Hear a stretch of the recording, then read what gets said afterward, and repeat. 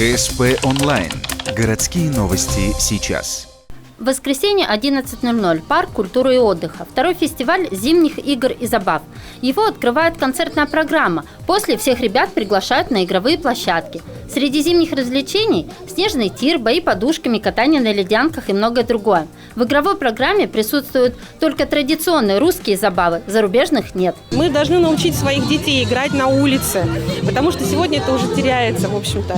Все играют у нас в компьютерах, этого очень много, а хочется побегать, попрыгать. Это и для здоровья хорошо, и для нашего воспитания, патриотическое воспитание, в общем. В прошлом году на празднике было около 200 горожан, в этом году в 2 раза больше. Как говорит одна из организаторов, такие праздники необходимы, чтобы отвлечь не только детей, но и их родителей от домашних дел и забот. Малышей развлекают аниматоры, переодетые в сказочных героев. Они дарят маленьким горожанам флажки, шарики, значки. Кроме того, с мультяшными персонажами могут сфотографироваться все желающие. Я считаю, что это очень нужно для наших детишек, чтобы они веселились, развивались как-то творчески.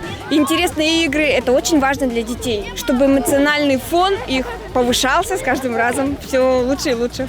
Организаторы опасались, что в день праздника будет холодная погода, поэтому приготовили своеобразный сюрприз для горожан. Всем желающим раздают горячий чай и кофе.